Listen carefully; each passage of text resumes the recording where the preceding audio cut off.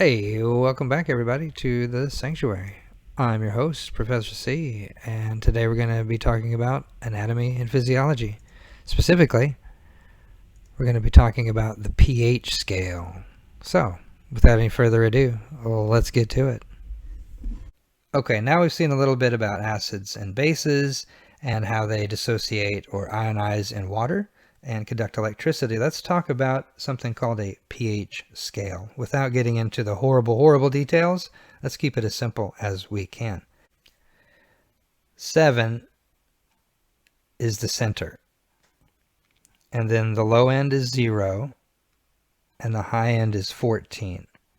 So the pH scale goes from 0 to 14. That's a very common question on standardized tests. 0 to 14. 7's in the middle. And you can call 7.00000 what we're going to be calling true neutral. And we're talking about how would we describe a particular solution as being acidic or basic. And again, we're going to see this word alkaline pop up a lot here. Alkaline instead of basic. I'm going to just write it out here for us so we see it. Alkaline means basic, but when we talk in biology terms, we usually use the word alkaline instead of saying basic. Okay, so we have the idea here. pH scale goes from 0 to 14. But what is it counting? What are we comparing when we look at two different solutions? Say one's a pH 7, one's a pH 9. What are we looking at? What are we talking about? Well, you can see in this first statement here, think of it as being a way to count the number of protons, aka hydrogen ions, in a soup of water, in a solution. So the H in pH stands for hydrogens. The P is debatable. No one really knows what the P stands for. You can Google that in your free time if you want to see that story. But I used to think of it meaning as parts hydrogen. But it's a way of counting hydrogen ions, protons, in solutions. And then comparing those solutions. Right in the center is 7. This is perfectly neutral. If you head down below 7 and look at this red arrow as I mark my black arrow underneath it, we're going from 7 to 6 to 5 to 4 to 3, down and down and down. That is the acidic scale. That's the acidic side, from 0 to 7. That's what it says here, from 0 all the way up to just right below 7 technically would be considered an acidic solution. So the lower the number, the more acidic it is. The opposite's also true. As you go this way, under this blue line down here, if you go this way, say from 7 to 8 to 9 to 10, now we're getting more and more and more alkaline. We're getting more and more basic when you compare two solutions. So the first thing to know is that the pH scale goes from 0 to 14. Anything under 7 is acid.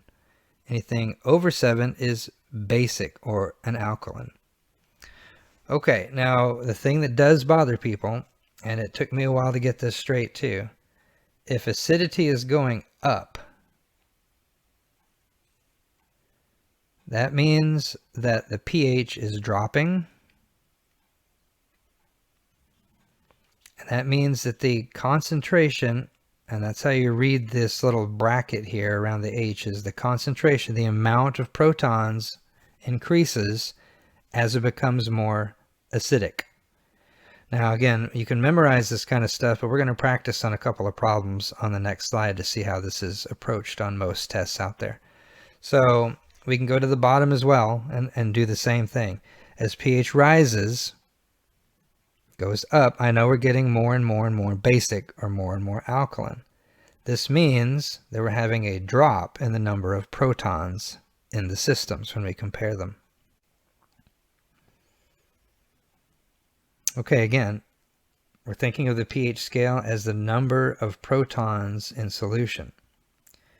Now, the scale itself is logarithmic. That means when you go, say, from a 3 to a 4, that's just not a, step 1 increase. That's 10 times. So each step along the way here is 10 times the number of protons that was in the previous pH. Or you could go the opposite way and say there's 10 times fewer protons, right? So the more we go this way, each step is 10 times more, 10 times more. If we go this way, it's 10 times fewer, 10 times fewer. And again, it doesn't make sense to me until I actually start doing some problems here. If I looked at a solution that's pH 5 and another solution that's pH 6, side by side on the scale, well, I would ask you which of those solutions is acidic. And you'd tell me, well, both of them are acidic because they're both under 7. Which one's more acidic? And you're like, well, I know if I go this way on the scale, acidity increases. Therefore, if I'm going from 6 to 5, 5 must be more acidic. And that's correct. The question then is, how much more acidic is it, right? How many more protons are in the 5 than in the 6? And of course, we know that answer, it's one step over. So there's 10 times more protons in the 5 pH than in the 6. All right, let's look at this bottom one and try it. A pH 11, okay, it's in the alkaline range, versus a pH 8. It's also an alkaline solution. They're both above 7. So fine, they're both bases. They're both basic. They're both alkaline. Which one's more alkaline? Well, you would agree that as we go this way, alkalinity increases. Therefore, the 11 must be more alkaline than 8. And then the question is, of course, well, how much more, right? How many more protons are in the 8 than are in the 11? Or how many fewer protons are in the 11 than in the 8? You could say it either way. The point is we are 1, 2, 3 steps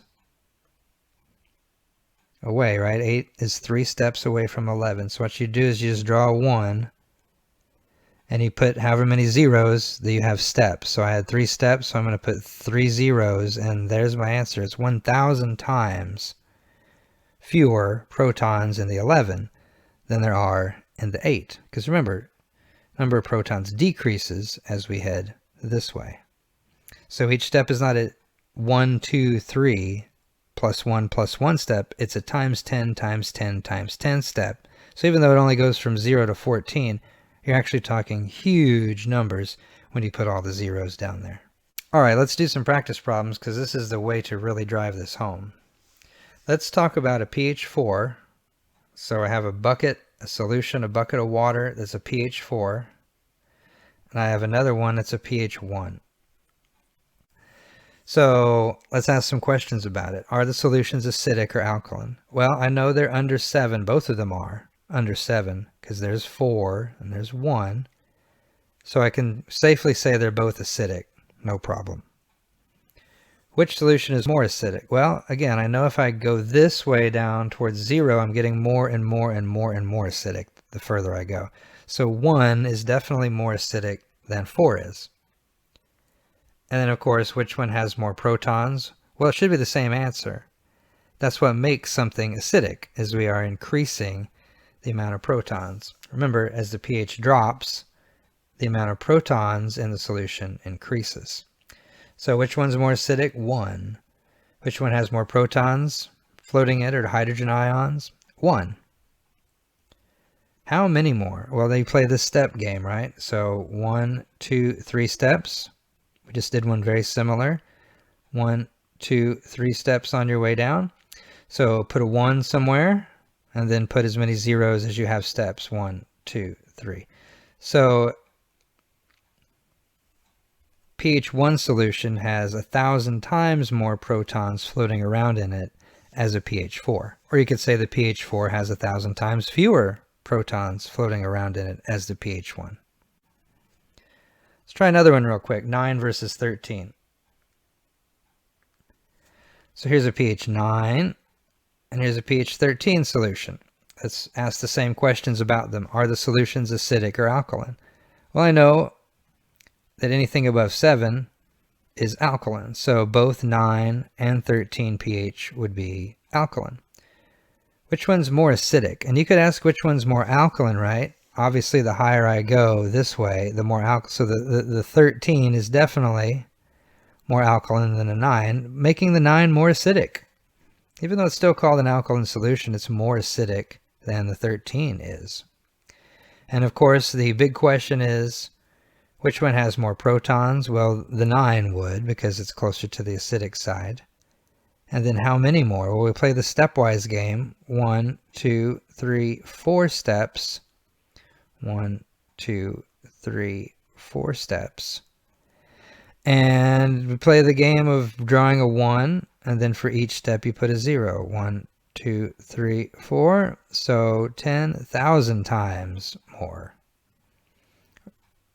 The 9 has 10,000 times more protons than the 13. Or you could say the 13 has 10,000 times fewer protons than the 9.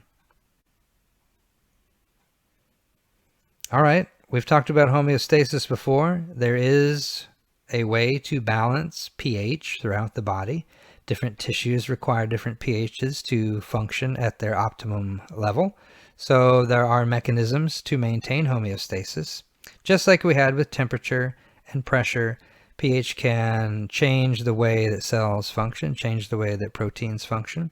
So even slight changes can be bad news for cells. In fact, your blood pH is kept in a very narrow range, and this is a really, really good number to remember if you're thinking about getting further into this. 7.35 to 7.45 is blood pH, normal blood pH. Again, it's slightly alkaline, right? The blood is slightly alkaline. It's not slightly acidic, or it would be under 7. So it's slightly alkaline. So we have the kidneys, the lungs, some mechanisms in the blood that we don't get into the details here, but there are many ways in which the body will regulate pH through some sort of homeostatic control mechanism. All right, as usual, thanks for watching the video. If you enjoyed our talk on inorganic chemistry, check out the other videos that deal with organic chemistry. See you later. Bye-bye.